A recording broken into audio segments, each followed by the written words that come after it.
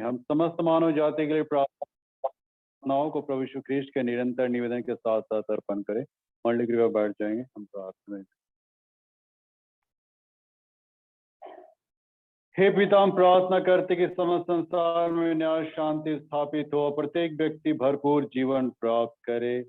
हे दयावान प्रभु, उन सब लोगों के लिए जो इस नगर में रहते हैं, उन सब बातों को दूर करने के लिए जिससे आपसी फूट और झगड़े होते हैं, और हमारे देश में सच्ची एकता की बढ़ती के लिए हे दयावान प्रभु, उन सब लोगों के लिए जो कृषि उद्योग अथवा व्यापार में लगे हुए हैं, सब मजदूरों कारीगरों के लिए, और उन सब के लिए भी जो अपनी सेवा से हमारी आवश्यकताओं की पूर्ति करते हैं, हे दयावान प्रभु, अध्यापकों और छात्रों, वैज्ञानिकों, लेखकों और कलाकारों, और उन सब व्यक्तियों के लिए जो अन्य लोगों के विचारों को प्रभावित करते हैं, हे दयावान प्रभु, उन सब लोगों के लिए जो दुखी हैं, बेरोजगार हैं, भूखे प्यासे हैं, दरिद्र और दलित हैं, बीमार और मरणासन हैं, और उन सब व्यक्तियों के लिए जो ऐसे लोगों की सेवा करते हैं, हे दयावान प्रभु, उन सब के लिए जो हमारे जैसे अन्य देशों में शासन करते हैं, विशेषकर हमारे राष्ट्रपति,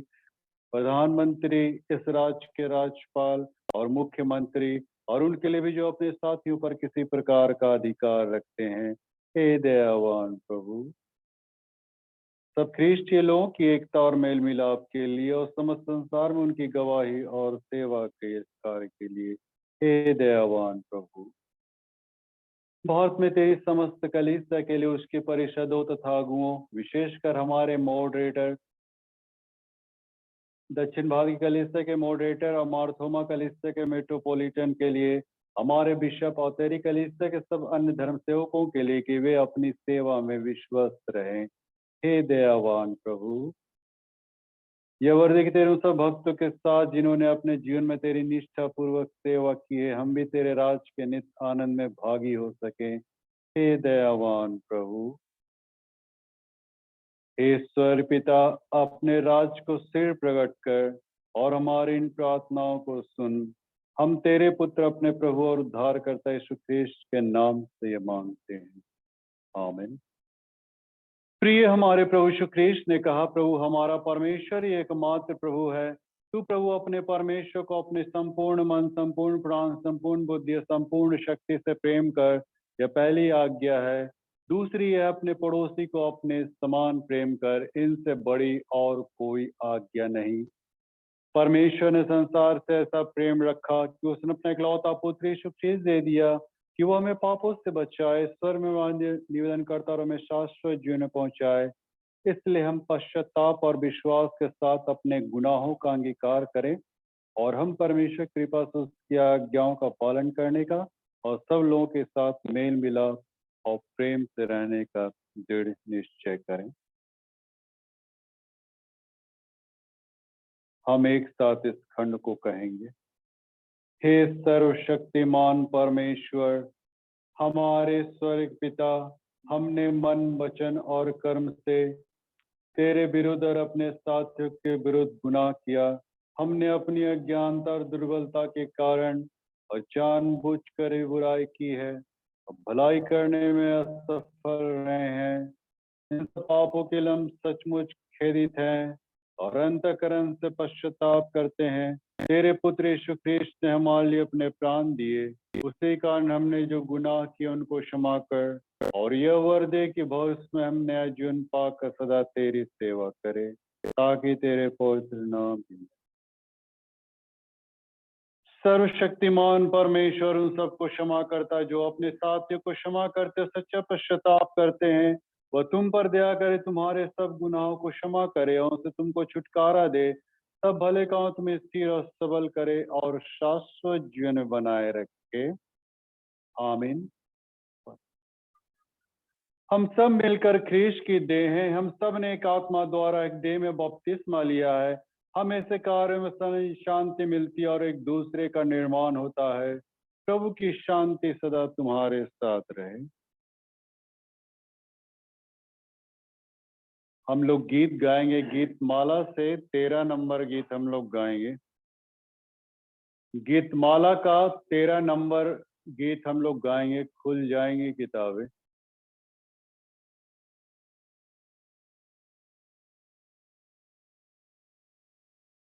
खुल जाएगी किताबें जब भी हिसाब होगा, इंसाफ का तराजू यीशु के हाथ होगा। खुल जाएगी किताबें जब भी हिसाब होगा, इंसाफ का तराजू यीशु के हाथ होगा। खुल जाएगी किताबें, आजा भी मुड़ कर यीशु बुला रहा है।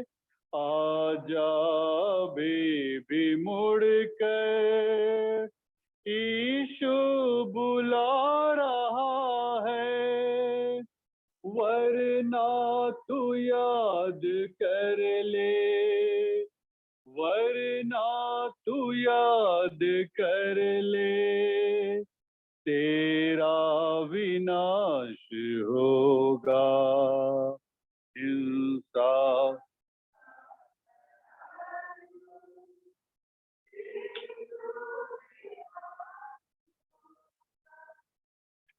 खुल जाएगी किताबें, जो भी तू कर रहा है यीशु वो देखता है। जो भी तू कर रहा है यीशु वो देखता है। हर पल का तुझको इंसान, हर पल का तुझको इंसान देना हिसाब होगा। इंसाफ का तराजू यीशु के हाथ होगा। खुल जाएगी किताबें जब भी हिसाब होगा, इंसाफ का तराजू यीशु के हाथ होगा। खुल जाएगी किताबें। मत्ती की इंजील हम लोग खोल लेंगे, उसके 25 अध्याय और उसका पहला पद से लेकर हम 13 तक हम देखेंगे। मत्ती की इंजील उसका 25 अध्याय उसके पहले पद से लेकर हम 13वें पद तक हम जाएंगे। यहाँ पे ऐसा लिखा है, तब स्वर्ग का राज उन 10 कुंवारियों के समान होगा जो अपनी मशालें लेकर दूल्हे से भेंट करने को निकली। उनमें 5 मूर्ख और 5 समझदार थी। मूर्खों ने अपनी मशालें तो ली, परंतु अपने साथ तेल नहीं लिया।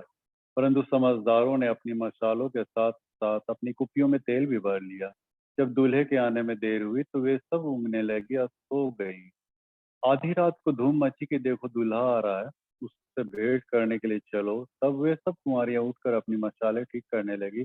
और मूर्खों ने समझदारों से कहा, अपने तेल में से कुछ हमें भी दो, क्योंकि हमारे मशालें बुझी जाती है। परंतु समझदारों ने उत्तर दिया कि कदाचित हमारे और तुम्हारे लिए पूरा न हो। भला तो यह है कि तुम बेचने वालों के पास जाकर अपने लिए मोल ले लो। जब वे मोल लेने को जा रही थी तो दूल्हा पहुंचा, और जो तैयार थी वे उसके साथ ब्याह के घर में चली गई और द्वार बंद किया गया। इसके बाद वे दूसरी कुंवारियां भी आकर कहने लगी, हे स्वामी, हमारे द्वार खोल दे। उसने उत्तर दिया कि मैं तुमसे सच कहता हूँ, मैं तुम्हें नहीं जानता। इसलिए जागते रहो, क्योंकि तुम न उस दिन को जानते हो न उस घड़ी को। आइए हम प्रार्थना करें।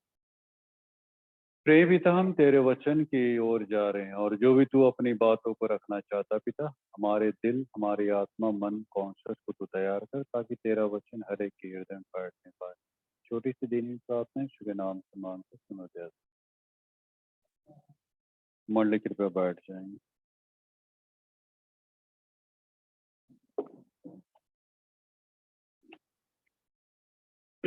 तब आज तो आप लोग बड़ी सपर ऊपर के आए एकदम, है ना।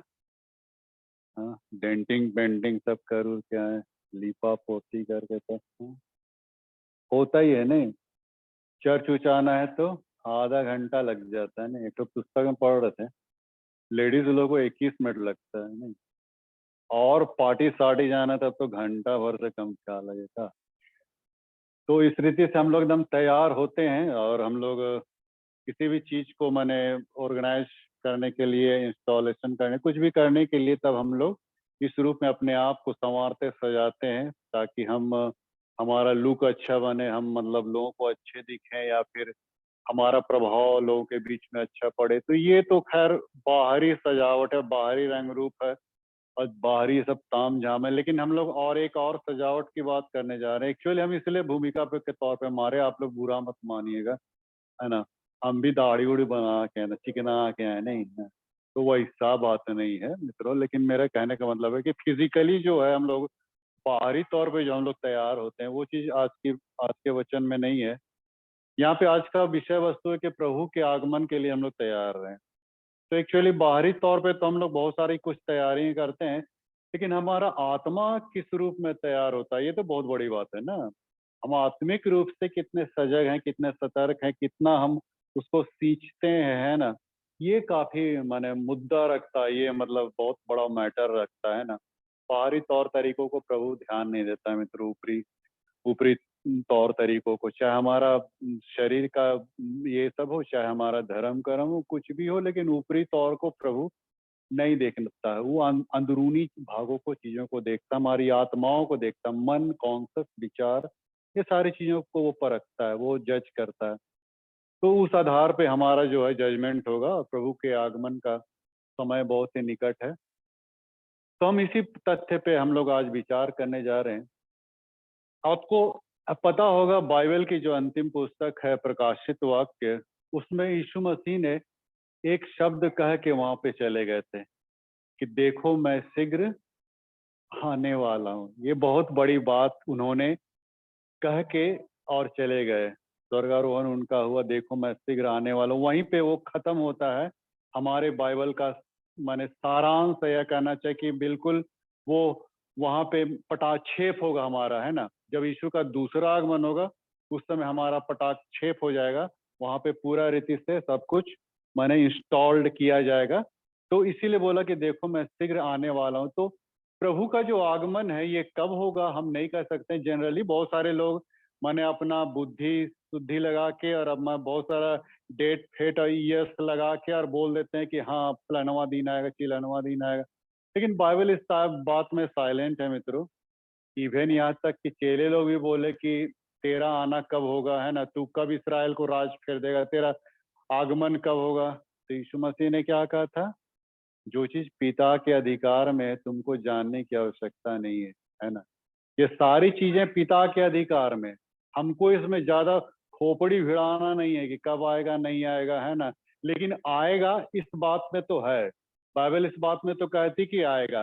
लेकिन कब आएगा इस पे हम लोग को मैंने चर्चा करना या अपने ओर से थॉट पेश करना, ये सब मैंने फिजूल की बातें हैं, बेकार तलब की बातें हैं। तो ये सारी चीजों को हम लोग को ये कर गौर नहीं करना, डेट फेट यस ये सब नहीं निकालना है। उसका आना कब होगा हम नहीं कर सकते, लेकिन वो आएगा इस बात पे बाइबल बिल्कुल बिल्कुल मतलब ये कहती है, वो बाइबल इस बात में बताती है। तो खैर यीशु मसीह का आगमन हम लोग देख रहे हैं, और ये आगमन, उस आगमन की तैयारी हम नहीं करें। अब हम लोग प्रथम आगमन की तैयारी हम लोग ना करें। प्रथम आगमन तो उसका हो चुका है ना। तो हम लोग कई बार हम लोग प्रथम आगमन को ही ज्यादा तवज्जो इम्पोर्टेंस देने लगते हैं, क्रिसमस को ही ज्यादा, है ना। बहुत सारे एक कलीसिया में ऐसा भी है कि मतलब वहां पे अगर आपका यीशु मसीह का चरनी नहीं है, तो वहां पे कोई वहां पे जाएगा नहीं, चर्च के सेवक, ऐसा भी मैंने ये रूल्स बना दिया जाता है कभी कभी। पता नहीं इधर है कि नहीं। उधर हमारे झारखंड में सीधा सा पट्टा बोल देते हैं। आरसी में ऐसा होता है, आपको चरनी बनाना पड़ेगा, चरनी नहीं रहेगा आरसी फादर वहां नहीं घुसेगा, ढूकेगा, है ना। तो ऐसा मतलब कभी कभी मतलब कोई कोई रेगुलेशन पास हो जाता है, माने चरनी होना बहुत जरूरी। मित्रों, अब प्रभु यीशु मसीह का आगमन, अब वो तो प्रथम आगमन तो हो चुका और बड़ी नम्रता और दीनता के साथ आया, लेकिन इसका दूसरा आगमन जो होगा बड़ी ऐश्वर्य और महिमा के साथ आएगा, है ना। बादलों पे आएगा, ऐश्वर्य और महिमा के साथ है।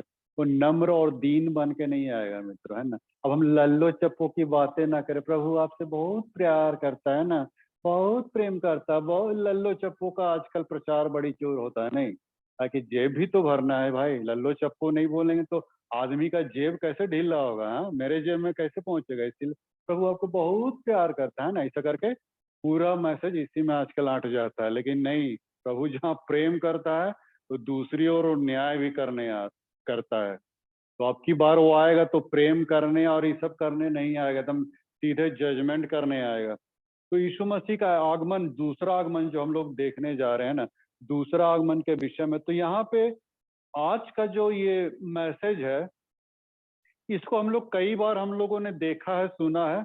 और ये 10 कुंवारियों का वर्णन है, सभी कोई जानते हैं, इसमें कोई नई बात नहीं है। 10 कुंवारियों का वर्णन है, लेकिन ये कुंवारियां ये सिर्फ दृष्टांत नहीं है मित्रों, है ना। आप ऐसा ना समझे कि यीशु मसीह यहाँ पे दृष्टांत, दृष्टांत मतलब छोटे छोटे पैराबल, छोटे छोटे उपमाएं, छोटे छोटे उदाहरण, इस रूप में प्रभु सरिया के बोलते थे ताकि लोगों को समझ में आए। दृष्टांत करने का वही मतलब है। लेकिन ये दृष्टांत नहीं मित्रों, बल्कि हमारे जीवन का एक सच्चाई है कि कैसे मतलब प्रभु माने कुंवारियों को उठाएगा। 10 कुंवारियों में से सिर्फ 5 जाएंगी। हाँ, आप कहीं पे और भी पढ़े होंगे बाइबल में, 2 स्त्रियां चक्की पीसती होंगी, एक उठा ली जाएंगी, एक छोड़ दी जाएंगी। 2 जन खेत में होंगे, एक जन उठा लिया जाएगा, एक जन छोड़। यहाँ पे भी बात तो वही चीज आ रही है कि 10 कुंवारियां हैं, लेकिन 10 नहीं उठाई जाएंगी, है ना। यहाँ पे बाइबल को हम लोग को बहुत ही समझना पड़ेगा। यहाँ पे 10 कुंवारियां हैं, सभी कुंवारियों के हाथ में मशाल है ना। कोई भी बिना मशाल के नहीं है। लेकिन ये मशाल किस चीज को दिखा रहा है? ये मशालें हमारे और आपके जीवन के इन सारी चीजों को दिखा रहा है। हर एक के पास बाइबल होगी, हर एक के पास प्रार्थना, हर एक के पास उपवास है, हर एक के पास सारी कुछ है मित्रों। लेकिन एक चीज नहीं है, और वो क्या है? उन कुंवारियों के पास, 5 कुंवारियों के पास क्या नहीं था? तेल नहीं था। वो तेल किस चीज को दिखा रहा है? पवित्र आत्मा को दिखा रहा है। यहीं पे तो मेन मुद्दा है मित्रों। बाइबल तो हमारे पास होंगी, प्रार्थना होंगी, उपवास होंगे, गिरजा होंगे, विनती होंगे, सब कुछ होंगे, लेकिन अगर तेल नहीं हुआ तो फिर हमारी मशालें क्या हो जाएगी? जलेगी नहीं मित्रों। हमारे अंदर जो शरीर जो है, जो सही रूप से परमेश्वर हमारे अंदर जो अपना प्रभाव, अपना जीवन डालना चाहता है, ये पवित्र आत्मा के जरिए डालना चाहता है। बिना पवित्र आत्मा के हमारा जीवन सही रूप से नहीं चल पाएगा। क्यों नहीं चल पाए? क्योंकि हमारे अंदर पुराना मनुष्यत्व, इसीलिए वो बोल रहा है कि तेल की आवश्यकता तुम्हारे अंदर में है। ये तेल जब तक नहीं आएगा, पवित्र आत्मा जब तक नहीं आएगा, नहीं चल पाएगा। गाड़ी सबको ही देखिए ना, गाड़ी सब में आप देखिएगा मोबिल क्यों डालते हैं? क्योंकि वो इंजन को क्या करता है? लुब्रिकेंट करता है। अगर मोबिल नहीं डालेंगे तो इंजन लुब्रिकेंट नहीं होगा और फिर वो गाड़ी स्मूथली वो चल नहीं पाएगा। ये पवित्र आत्मा काम भी ऐसा ही है मित्रों। पुराने मनुष्यत्व में रह के हम अपनी जिंदगी को सोचेंगे मसीह जीवन में बसर कर दे, तो मैं आपको चैलेंज करता हूँ, अगर आप करके दिखा दीजिए तो अपना हम क्या बोलेंगे, जागीर दे देंगे। चलिए भैया, पुराने मनुष्यत्व में संभव है ही नहीं। जब तक इंसान नए मनुष्यत्व में नहीं आएगा, जब तक कि वो पवित्र आत्मा से अभिषेक नहीं होगा, तब तक वो चल नहीं पाएगा इस रास्ते पे। इसीलिए तो देखिए कि 5 कुंवारियां क्या हो गए, जिनके पास तेल नहीं थी, वे लोग क्या हो गई? सो गई। वैसे ही होगा मित्रों। इंसान इतना बोझिल हो जाएगा, इतना तनावग्रस्त हो जाएगा, इतना डिप्रेस्ड हो जाएगा कि इंसान धीरे धीरे धीरे करके करते करते उसकी जो मसाले क्या हो जाती है? बुझ जाती है। उसका जीवन क्या हो जाता है? बुझ जाता है। लेकिन जिसके अंदर पवित्र आत्मा रहता है वो हमेशा जलते रहता है। प्रभु ने क्या कहा था? मैं टिमटिमाती बत्ती को नहीं बुझाऊंगा। ये हमारे जीवन की दशा को दिखा रहा। प्रभु बताना चाहता है भले तुम्हारी बत्ती टिमटिमा रही हो, तुम फड़फड़ा रहे हो, बूतने ये हो जा रहे हो, इवन पवित्र आत्मा प्राप्त व्यक्ति भी, पुराने मनुष्यत्व की तो बात ही छोड़िए, पवित्र आत्मा प्राप्त व्यक्ति लोग भी बोझिल हो जाएंगे, तनावग्रस्त हो जाएंगे और बुझने की स्थिति में आ जाएंगे। लेकिन प्रभु यहाँ पे एक वादा किया है कि मैं टिमटिमाती बत्ती को बुझने न दूंगा। ये मशाले भी कुछ ऐसा ही है कि जिसमें तेल नहीं था अवैध, और इसके चलते मैंने 5 कुंवारियां क्या हो गई? ऊँघने लगी, सोने लगी। ये सब आने वाले दिन के जिंदगी की खुमार को बता रहा है मित्रों। पाप इतना बढ़ जाएगा, बाइबल कहती है ये मत्ती 24:12 में, कि पाप इतना बढ़ जाएगा कि अधर्म के बढ़ने से बहुतों का प्रेम क्या हो जाएगा, ठंडा पड़ने लगेगा। लिखता है कि विश्वास योग्य व्यक्ति भी, ये मत्ती 24 अध्याय को आप पढ़िएगा, विश्वास, जो विश्वास में पक्के पाए जा रहे हैं, वे लोग भी ठंडे हो जाएंगे मित्रों। ऐसा मतलब सिचुएशन आने वाला है मित्रों इस रूप में। और वो ये लोग, कुंवारियां लोग भी ठंडे पड़ गए, सो गए, ऊँग गई। ठीक वैसे ही हुआ जैसा कि गसमनी बाग में यीशु मसीह ने क्या कहा था कि प्रार्थना करते रहो क्योंकि परीक्षा की घड़ी आ चुका है। तुम जागते रहो, प्रार्थना करो क्योंकि परीक्षा की घड़ी आ चुकी है, यीशु मसीह ने कहा। लेकिन जब यीशु मसीह वहां उठ के जाके जब देखा तो चेले लोग क्या हो रहे थे, सो रहे थे। हाँ, ये बहुत भयंकर बात है। वो सारी चीजें जो दिखा रहा ना, अंत के दिनों कोई निशानी को दिखाता है मित्रों। इंसान कैसे मैंने सो जाएगा, खुमार में पड़ जाएगा, मतवालेपन में, लीला कीड़ा में, बहुत सारे ऐसे गतिविधियों में वो मैंने वो सारा बोर हो जाएगा उसमें, है ना। उसमें वो एकदम समा जाएगा, घुस जाएगा। इस कदर मतलब संसार की जो संसारिकता है इंसान को इतना घेर लेगी, इतना घेर लेगी कि परमेश्वर का वचन तो उसके अंदर में जाएगा ही। इतना मतलब ऊपर से जो एकदम आवरण जो है ना हमारा, इतना ये हो जाएगा, कठोर हो जाएगा कि परमेश्वर का वचन घुस घुस ही नहीं पाएगा। माने दिलो दिमाग को शैतान इतना नियंत्रित कर लेगा मित्रों अंत के दिनों में। ऐसा हो जाएगा, इतना नियंत्रित कर लेगा कि वचन कभी बैठेगा ही नहीं। चाहे मोबाइल के थ्रू, टीवी के थ्रू, या बहुत सारे से थ्रू, है ना। बहुत सारे संसार में बहुत सारी चीजें हैं मित्रों, नशा है, सेक्स है, बहुत सारी चीजें हैं जिसके चलते इंसान एकदम पूरा ग्रिप में रहेगा और परमेश्वर का वचन बिल्कुल जगह नहीं पाएगा। इस कदर कठोर हो जाएगा। और ऐसा ही हो रहा था उस मूर्ख स्त्रियों के साथ। उनके पास सब कुछ बचा ही नहीं, और तब वे बेयर करने शेयर करने लगे। लेकिन भैया बोला कि हमको बेचने वाले के पास जाकर अपने लिए मोल लो, हमारे पास बिल्कुल नहीं है। कैसे हुआ, हम कैसे दे सकते हैं किसी को पवित्र आत्मा? लिखा है कि बेचने वाले के पास जाके मोल लो। प्रभु ने दिया है पवित्र आत्मा, आप प्रभु से मांगो, हम तो नहीं दे सकते हैं। ये 5 कुंवारियां बोल रही, हम लोग के पास राइट्स नहीं ना कि हम दे दें। और इसलिए बोला कि जब अब हम लोग के पास कोई ये नहीं। अब वहां पे बाइबल ये कहती कि दूल्हा पहुंचा, अचानक आ पहुंचा। कोई किसी का कोई समय उमय नहीं था, उसके आने का कोई समय नहीं था, इसीलिए तो ऊँघने लगी थी। और अचानक आधी रात को आया, आधी रात को आया।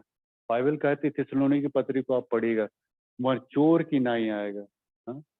चोर की नाई आएगा। चोर की नाई किसके लिए कहा गया मित्रों?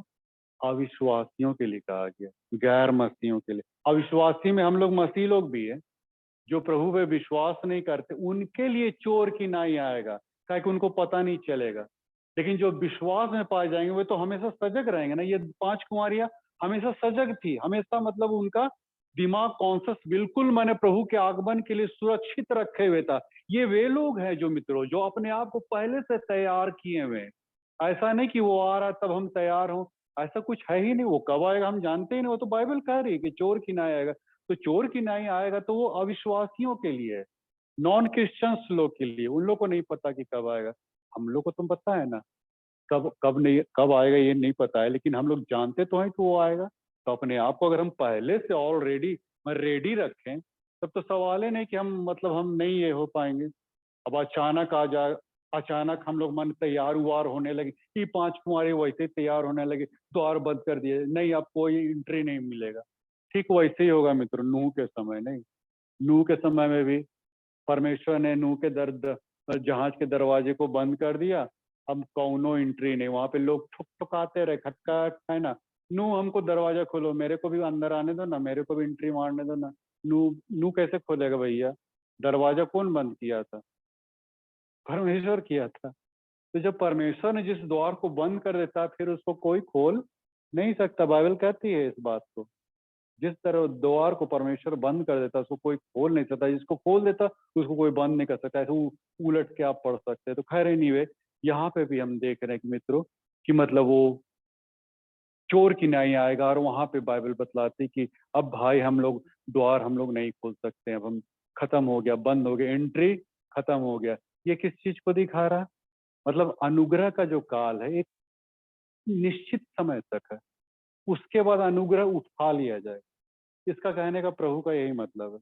एक निश्चित अवधि तक ही अनुग्रह का काल है जिस पर हम बने रह सकते हैं, जिस पर हम चल सकते हैं, लेकिन जब ये अनुग्रह उठा लिया जाएगा उसके बाद हमारे पास कोई रास्ता नहीं बचेगा। फिर तो सीधे जजमेंट पे हम लोग को खड़ा होना, कटघरे में खड़ा होना पड़ेगा, या फिर हम नरक के कुंड में हम लोग चले जाएंगे। ऐसा भी है मित्रों, कौन जाएगा नहीं जाएगा हम नहीं कर सकते, उसका दूसरा आगमन है, हम अभी से जज नहीं कर सकते। इवन हमारे हम लोग कितने लोग, हम लोग तो ऐसा हो जाएगा ना, जिसको हम लोग सोचते हैं कि ये स्वर्ग में दिखलाई पड़ेगा, उसको देखिएगा आप नरक में, है ना।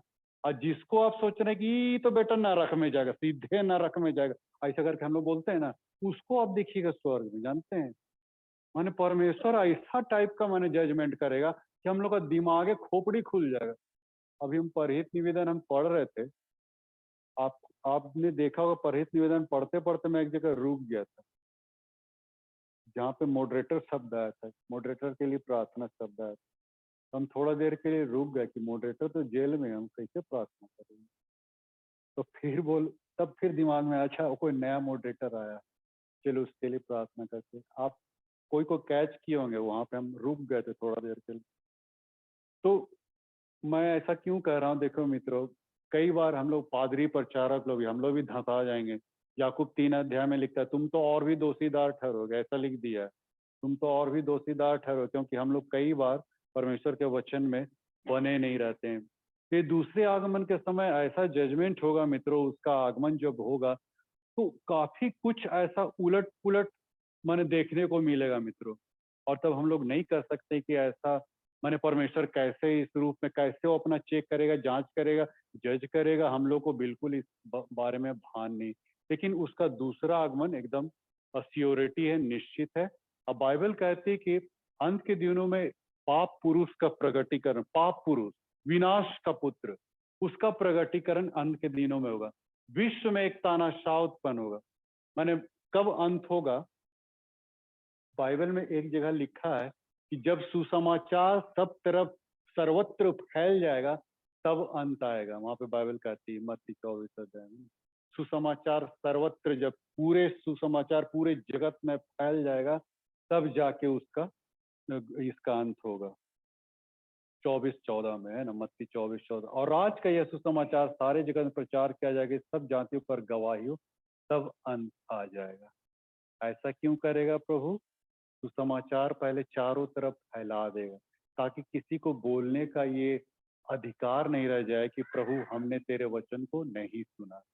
हमारे पास उस समय दुखड़ा रोने के लिए कोई चीज नहीं रहेगा मित्रों, जब उसका दूसरा आगमन। प्रभु हमने तो कभी तेरा सुसमाचार, कोई भी गैर मसीह हो, हम लोग तो मसीह लोग तो क्या सुने ही सुने, गैर मसीहों के लिए भी उन्होंने भी सुना, लेकिन बाइबल ये कहते कि किसी को माने अवसर ही नहीं देगा परमेश्वर अपनी सफाई में अपने बातों को रखने का। इसीलिए वहां पर राज का सुसमाचार हो सकता है, सुसमाचार अभी फैला चारों तरफ नहीं। हालांकि बाइबल कहती जाति पर जाति, राज पर राज पर राज पर राज चढ़ाई करेगा।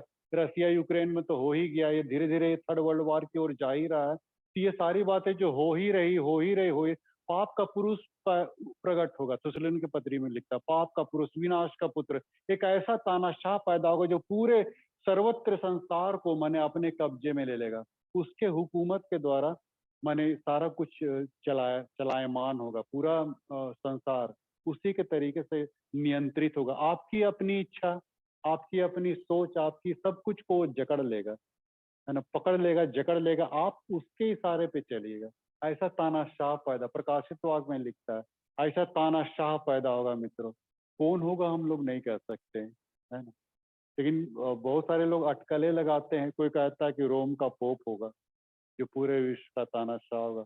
कोई कहते हैं कि और भी बहुत सारे ऐसे लोग हैं। तो जैसे कि हमारे भारतवर्ष में भी कई, आप देख रहे होंगे, डायरेक्टली तो बोलते नहीं है, लेकिन आप देख ही रहे हो कि माने तानाशाही, माने डिक्टेटरशिप सब कुछ होने चला है।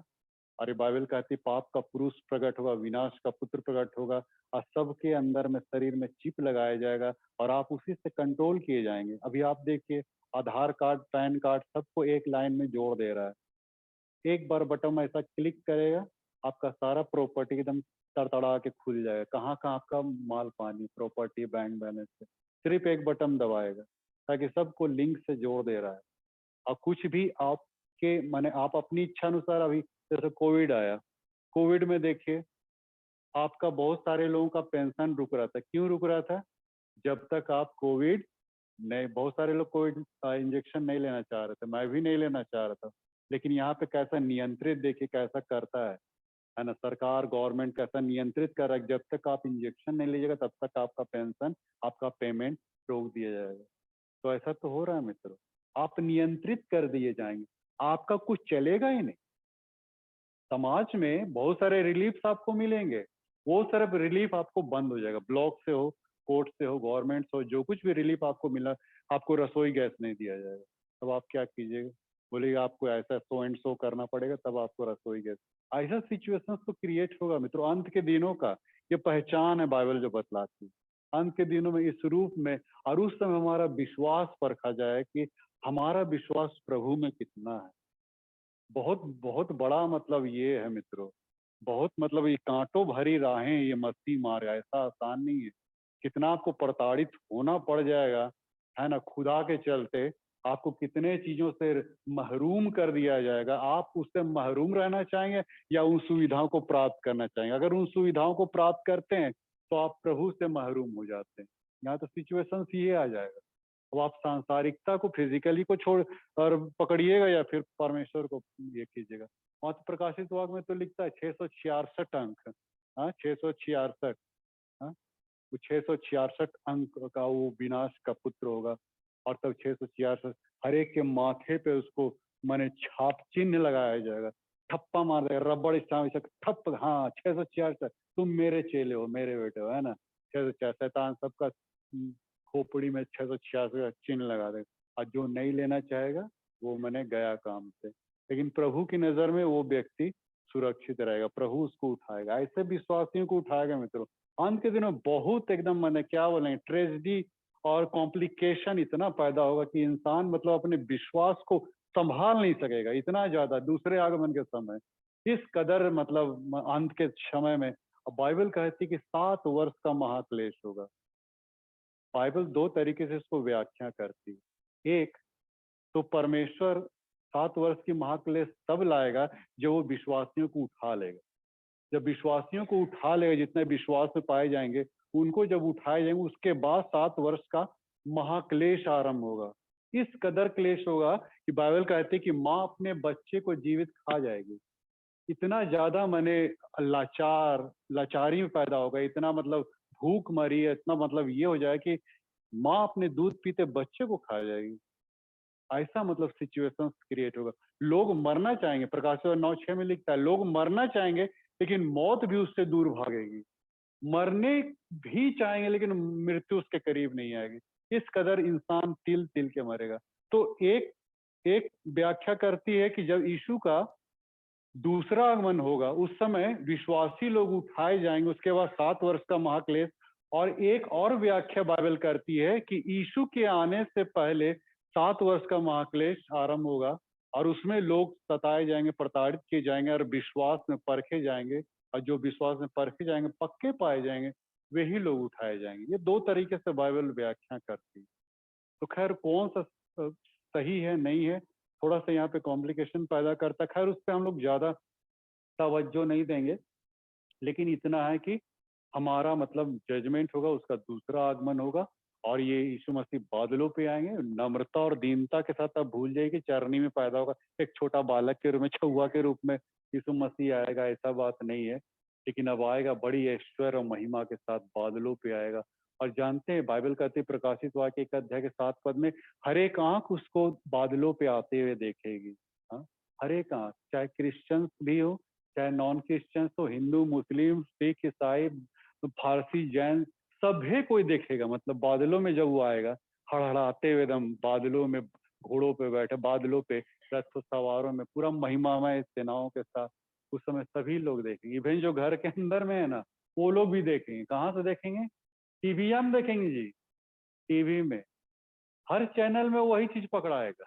आप देखिएगा ना, जो भी चैनल आप चेंज कीजिएगा वहां पे भी दिखाई देगा सेकंड कमिंग का यीशु मसीह का। इसीलिए टीवी भी घुसा दिया है। हाँ, प्रभु घुसा दिया है, सब जगह पे टीवी है ना, कि तुम लोग देखो बेटा, है ना। वो बाइबल की बातें पूरी होगी। प्रकाशित वाक्य 1 अध्याय के 7 पद में लिखता है, हर एक आंख उसको बादलों पे आते देखेगी। हर एक मतलब सभी जात धर्म के लोग। तो ये दूसरा आगमन एकदम बिल्कुल एकदम सुनिश्चित है, क्योंकि बाइबल इस बात की घोषणा करती है। और हम लोग इस बात के लिए हमेशा तैयार रहें मित्रों, अपनी आत्माओं को वही करने का। मैंने कहा ना, वो जब तक तेल नहीं आपके जीवन में आएगा, तब तक आप आगे चल नहीं सकते हैं, आगे आप बढ़ नहीं सकते। इस कदर मतलब ये ह्यूमनिटी जो है इंसान के शरीर में, इतना ज्यादा बुराई पाप वास करता है ना, उसको अपने आप से उसको हम आगे बूस्ट नहीं कर सकते हैं। लेकिन ये पवित्र आत्मा आएगा तो आपको हैंडलिंग करेगा। बाइबल कहती है कि जो अब परमेश्वर में है, ऐसा लिखा है कि अब वो शरीर के चलाए नहीं, बल्कि आत्मा के चलाए चलते हैं। शरीर के अनुसार तो हम लोग बहुत चल लिए, है ना, बाइबल पढ़ना, प्रार्थना करना, गिरजा जाना, दान देना, ये सारी चीजें हो गई। आत्मा के अनुसार जब आप चलिएगा तो आपका जो जीवन है, आपका जो स्वभाव है, कैरेक्टर है, नेचर है, सब कुछ धीरे धीरे इसके अनुकूल बदलता चला जाएगा। आपके अपने अंदर में आप देखिए कई खामियां आपको दिखलाई पड़ेगी। हो सकता है घमंड, हो सकता है ईर्ष्या है, हो सकता है बड़प्पन की भावना, या हो सकता है कुछ ना कुछ ये सारी बातें आपके जीवन में दिखलाई पड़ेगी। लेकिन धीरे धीरे करके वो आत्मा माने हटाते जाएगा, वो सारी कुछ को हटाते जाएगा, और आप एक मशाल के रूप में आप ज्वलंत होंगे, ज्वलंत होंगे, जिसके चलते प्रभु माने आएगा और हमें उठाएगा। जिसके पास मसाले जलती रही हो, बाइबल क्या कहती है कि तुम्हारी कमरे बंधी रहें और तुम्हारे दिए जलते रहें। तुम्हारे दिए जलते रहेंगे, कमरे बंधी रहेंगी, तो आपका ये मैंने आपको, इसीलिए वो बाइबल कहती है, इसलिए जागते रहो, क्योंकि तुम ना उस दिन को जानते हो ना उस घड़ी को। इसीलिए वो 5 कुंवारियों को उठाया मित्रों। और ये प्रभु जो है एक दूल्हे के रूप में है। प्रभु जो है एक दूल्हे के रूप में है, और वो हम दुल्हन को उठाए। हम लोग कौन है? दुल्हन है। कलीसिया एक दुल्हन है, इंसान एक दुल्हन है, विश्वासी लोग एक दुल्हन है। और दूल्हा जब आता है शादी करने, अभी शादी का माहौल भी आ गया नहीं, शादी का माहौल आ गया। अब जाड़ा आ गया, आइए गया शादी का माहौल। दूल्हा हमेशा दुल्हन को कैसा देखना चाहेगा? बिल्कुल पाक साफ, है ना। कोई उसके अंदर में कुछ ऐसा ए वो आई ये वो लमसम नहीं होना चाहिए, है ना। दूल्हा इस रूप में दुल्हन को देखना चाहता है कि वो सिर्फ मेरी होके रहे, ऐसा टाइप का, है ना। तो यीशु मसीह भी यही चाहता है कि वो अपने, जब हम दुल्हन को हमको देखता है तो चाहता है कि वो सिर्फ मेरी होके रहे, है ना, किसी और की ना हो, सिर्फ मेरी होके रहे, और संसार की होके, शैतान की होके ना रहे, मेरी होके रहे। तो हम अपने जीवन को सुसज्जित नहीं करेंगे तो कैसे तैयार, शादी के समय कैसे दुल्हन लोग तैयार होते हैं, नहीं वैसा टाइप का हम लोग को आत्मा में हम लोग को तैयार होना पड़ेगा, बिल्कुल आत्मिक रूप से। इस रूप में सजगता रहना रखना पड़ेगा, दृढ़ता बनाए रखना पड़ेगा। उसके आगमन की प्रतीक्षारत रहेंगे, और तब हमको प्रभु उठाएगा बादलों पे, अदरवाइज नहीं। तो आपका कॉन्सेप्ट हमेशा मैंने उसके साथ जुड़ा रहना चाहिए मित्रों। यदा कदा कभी कभार नहीं मित्रों, वो ऐसा नहीं चलेगा। संडे है तो चलो भैया प्रभु को याद कर लिया, वो टाइप का नहीं चलेगा। वो प्रभु नहीं देखना चाहता मित्रों। हमेशा हमेशा हमेशा हमेशा। एक विद्वान क्या बोलता है, बाइबल क्या कहती है कि हम लोग अंतिम युग में पहुंच गए ना। अब यीशु का आगमन है, हम लोग अंतिम युग में पहुंच गए। लेकिन हम आर स्टैनली का किताब पढ़ रहे थे, आर स्टैनली का, उसमें बोलता कि हम अंतिम अंतिम युग में नहीं चल रहे हैं, अंतिम क्षण में चल रहे हैं। युग की तो बात ही छोड़ दी, दिन घंटा की तो बात ही छोड़ दी, अंतिम क्षण में हम लोग चल रहे हैं, अंतिम क्षण में जी रहे हैं। ये क्षण कब? पलक झपकते ही, बाइबल कहती नहीं, पलक झपकते ही तुरही फूकी जाएगी और उसका आगमन होगा, हम लोग को पता भी नहीं चलेगा। इस टाइप से मन ऐसा भी हो सकता है मित्रों। तो हम लोग अपने आप को, इसीलिए हम लोग तैयार रहें। चोर लोग चोर चोर की नाई प्रभु आता है तो अविश्वासियों के लिए आता है। हम लोग विश्वासी लोग अगर हैं, हम विश्वास में पाए जा रहे हैं, तो हम लोग हमेशा ऑलरेडी तैयार ही मिलेंगे प्रभु को। तो अपने जीवन को, अपने आप को संवारिए मित्रों, यीशु के दूसरे आगमन पे बादलों पे उठाए जाने के लिए तैयार हो जाए। वरना अगर इस संसार में छोड़ दिए जाए तो बहुत महासंकट का क्लेश आएगा, और उस क्लेश को आप भोग नहीं पाएंगे। इस कदर आपकी मृत्यु, हमारी मृत्यु होगी मित्रों, हम कह नहीं सकते। इससे अच्छा है कि जो खत्म हो गए तो अच्छी बात है कि वे लोग चले गए। हम लोग जो जीवित अगर बचे रह गए, बाइबल कहते हैं जो जीवित है बचे रहेंगे, वे लोग भी तो बादलों पे उठाए जाएंगे। लेकिन फिर क्या हस्त होगा, नहीं जो छोड़ दिए जाएंगे, ये बहुत बड़ी ये है। तो बहुत अपने आप को जीवन को फिर एक तो घटना याद आ रही थिस्सलुनीकी वाली। थिस्सलुनीकी मंडली वाले सब क्या कर रहे थे, वो लोग खाओ पियो मौज करो कल तो मर जाना, ऐसा भी मैंने उन लोग बना लिए था अपना दिमाग। तो पौलुस उनको समझाने गया, है ना, खाओ पियो सिर्फ खाते पीते मत रहो, है ना, ये मत सोचो कि अब तो दुनिया का अंत हो जाएगा, चलो भैया खा पी के हम ये कर लें। आप पढ़िएगा तो थिस्सलुनीकी की पत्री को आपको मिलेगा, खा पी के अंत कर लें। तो ऐसा थोड़ी है, परमेश्वर का राज खाना पीना नहीं परंतु धर्म मिलाप और वो आनंद जो आत्मा से होता है, बाइबल ये कहती नहीं रोमियो के पत्री में। तो ये खाना पीना नहीं है बल्कि प्रभु का आगमन है और उसके सन्मुख खड़े होने का समय आ गया। तो हम सब अपने जीवन को सुसज्जित करें, तैयार करें, अपनी आत्मा को हम और भी चमकाएं मित्रों, ताकि हम प्रभु के आगमन के समय अपने जीवन को हम सुचारू रूप से उसके सामने खड़े रख सकें। आइए हम प्रार्थना में जाएं। अनुग्रहकारी दीन दयालु प्रेम परमेश्वर, हम तेरा धन्यवाद देते कि तूने अपनी बातों को रखने का मौका दिया पिता। हम जानते हैं कि तेरा दूसरा आगमन बिल्कुल सन्निकट है और ये सारी चीजें जो दुनिया में हो रही है सब कुछ तेरे दूसरे आगमन की निशानी है पिता। अपने जीवन को फिर से हम तेरे हाथों में सौंप देते हैं प्रभु जी। हम और सही रूप से हम चल नहीं पाते हैं पिता जब तक कि तेरी आत्मा की अगुवाई ना हो। हम तो उससे होली स्पिरिट की कामना करते हैं, हमें हर एक के जीवन में तू ऐसा आत्मा दे प्रभु, ताकि हम तेरे सन्मुख हम चल सके, इस क्रूस की जिंदगी को हम व्यतीत करने सके। हाँ पिता, छोटी सी दीनी प्रार्थना यीशु के नाम से मांगते हैं।